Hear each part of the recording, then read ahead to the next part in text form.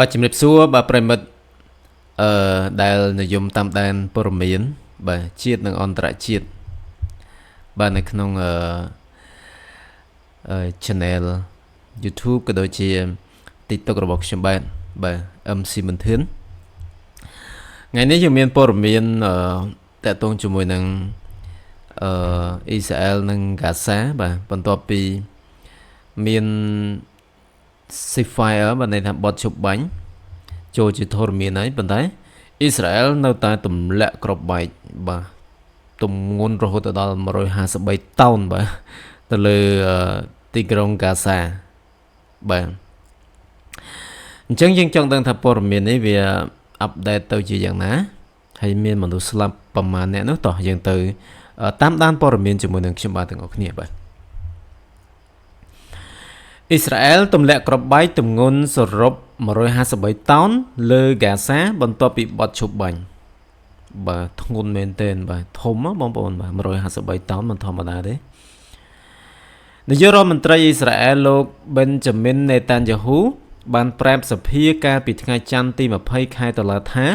កងកម្លាំងអ៊ីស្រាអែលបានទម្លាក់គ្រាប់បែក153តោនទៅលើតំបន់ហ្គាសាដើម្បីឆ្លើយតបទៅនឹងអ្វីដែលលោកបានពិពណ៌នាថាជាការបំពានបទឈប់បាញ់ដោយក្រុមហាម៉ាស់លោកនេតាន់យ៉ាហ៊ូបានប្រាប់សភាអ៊ីស្រាអែលថាដៃម្ខាងរបស់យើងកាន់អាវុធដៃម្ខាងទៀតត្រូវបានលាតចេញដើម្បីសន្តិភាព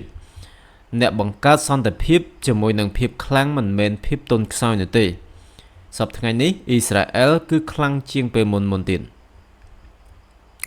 ការទម្លាក់គ្រាប់បែកនេះបានកើតឡើងមួយថ្ងៃបន្ទាប់ពីអ៊ីស្រាអែលបាននិយាយថាខ្លួនបានបើកការវាយប្រហារតាមផ្លូវអាកាសថ្មីមួយបន្ទាប់ពីការស្លាប់របស់ទាហានអ៊ីស្រាអែល2នាក់នៅក្នុងការវាយប្រហារដោយក្រុមសកម្មប្រយុទ្ធហាម៉ាស់ក្រុមប៉ាឡេស្ទីនបានបដិសេធការជាប់ពាក់ព័ន្ធដោយនិយាយថាខ្លួនមិនបានដឹងអំពីឧបទ្ទវហេតុនេះឡើយការវាយប្រហារនេះបានកត់សម្គាល់ពីការទម្លាក់គ្រាប់បែកដ៏ធ្ងន់បំផុតរបស់អ៊ីស្រាអែលចាប់តាំងពីបទឈប់បាញ់បានចូលជាធរមានកាលពីដើមខែក្រោមផែនការសន្តិភាពដែលសម្របសម្រួលដោយសហរដ្ឋអាមេរិកអំពើហិង្សាជាថ្មីបានធ្វើឲ្យមានការព្រួយបារម្ភថាបទឈប់បាញ់ដ៏ផុយស្រួយដែលត្រូវបានគេមើលឃើញថាជាមូលដ្ឋានគ្រឹះនៃគំនិតផ្ដួចផ្ដើមសន្តិភាពមជ្ឈមបូព៌ារបស់ប្រធានាធិបតីអាមេរិកDonald Trump អាចដួលរលំទៅវិញប្រសិនបើអរិភាពនៅតែបន្តបើយោងតាមរបាយការណ៍ដ៏គួរឲ្យភ្ញាក់ផ្អើលពីការិយាល័យព័ត៌មានរដ្ឋាភិបាលហ្គាសាពលរដ្ឋប៉ាឡេស្ទីនយ៉ាងតិច97នាក់ត្រូវអ៊ីស្រាអែលសម្លាប់ចាប់តាំងពីបទឈប់បាញ់ចូលជាធរមាននៅថ្ងៃទី10ខែតុលាមករដ្ឋាភិបាលហ្គាសាបាន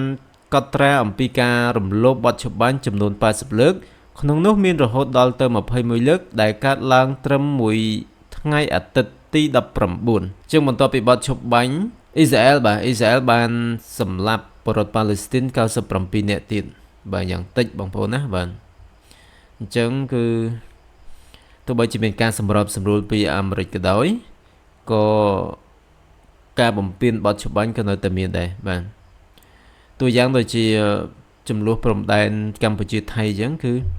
ថៃនៅតែបំពេញបងប្អូនបំពេញរហូតបាទពាត់បលាលួសបាទធ្វើទុកបុកម្នេញចាក់សំលេងរំខានពលរដ្ឋខ្មែរយើងនៅតាមព្រំដែនជាពិសេសនៅតាមភូមិប្រៃច័ន្ទភូមិជោគជ័យបាទឃុំអូបេជនយ៉ាងហ្នឹងគឺ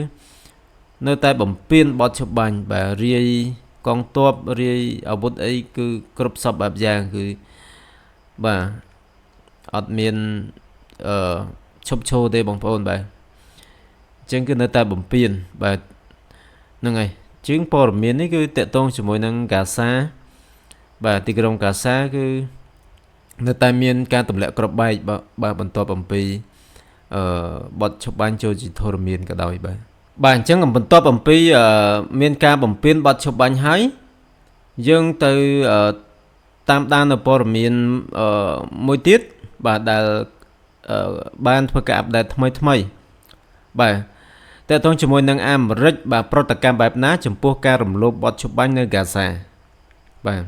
អញ្ចឹងបន្ទាប់ពីបទឈប់បាញ់ចូលជាធរមានហើយនៅតែមានការបំពេញបាទទម្លាក់គ្រាប់បែកសម្រាប់ពលរដ្ឋនៅ ហ្គាសាជាបន្តទៀតតើអាមេរិកនឹងគឺប្រតិកម្មបែបណាតើយើងទៅតាមដានជាបន្តទៀតក្រោយមានសេចក្តីរាយការណ៍អំពីការរំលោភបទច្បាញ់ពីសំណាក់ក្រុមហាម៉ាស់និងអ៊ីស្រាអែល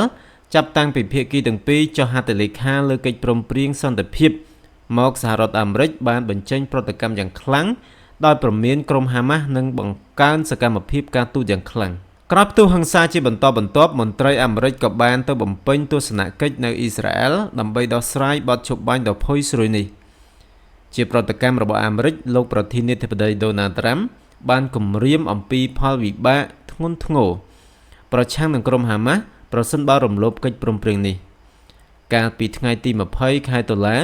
លោកថ្លែងថាប្រសិនបើក្រុមហាម៉ាស់មិនស្មោះត្រង់លោកនឹងកំទេចក្រុមនេះចោលទន្ទឹមនោះរដ្ឋបាលលោកត្រាំក៏បានបញ្ជូនបេសកកម្មទៅកាន់តំបន់នេះដើម្បីរក្សាស្ថិរភាពបទឈប់បាញ់ផងដែរពោលនៅថ្ងៃទី20ខែតុលាបេសកជនពិសេស Steve Witkoff និង Jared Kushner បានទៅដល់ប្រទេសអ៊ីស្រាអែលដើម្បីជួបពិភាក្សាជាមួយនឹងនាយករដ្ឋមន្ត្រី Benjamin Netanyahu និងវាតម្លៃអំពីស្ថានភាពដោយឡែកអនុប្រធានាធិបតី JD Vance ក៏គ្រោងទៅបំពេញទស្សនកិច្ចនៅអ៊ីស្រាអែលផងដែរដើម្បីពិភាក្សាអំពីបទឈប់បាញ់និងបញ្ហានៅក្នុងតំបន់សូមជម្រាបជាថ្មីមុននេះរបាយការណ៍ដ៏គួរឲ្យភ្ញាក់ផ្អើលពីការិយាល័យព័ត៌មានរដ្ឋាភិបាលហ្គាសាបង្ហាញថាពលរដ្ឋប៉ាឡេស្ទីនយ៉ាងតិច97នាក់ត្រូវអ៊ីស្រាអែលសម្លាប់ចាប់តាំងពីបទឈប់បាញ់ចូលជាធរមាននៅថ្ងៃទី10ខែតុលាមករដ្ឋាភិបាលហ្គាសាបានកត់ត្រាអំពីការរំលោភបទឈប់បាញ់ចំនួន80លើកក្នុងនោះមានរហូតដល់21លើកដែលកើតឡើងត្រឹមមួយថ្ងៃអាទិត្យទី19ប្រពន្ធដដែលបន្តថាការរំលោភបទច្បាញ់ទាំងនោះមានដូចជាការបាញ់លើជនស៊ីវិលដោយផ្ទាល់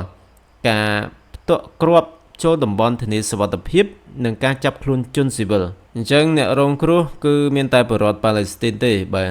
ស្លាប់97នាក់បាទបន្ទាប់អំពីការបំពេញបទច្បាញ់ពីអ៊ីស្រាអែលក៏ដូចជាក្រុមហាម៉ាស់ហ្នឹងគឺនៅតែបន្តបាទបាញ់គ្នាជាបន្តរហូតបាទអញ្ចឹងអ្នករងគ្រោះមានតែពលរដ្ឋទេបាទសង្គ្រាមអត់មានចំណេញទេបាទមានតែខាតបងប្អូនណាបាទ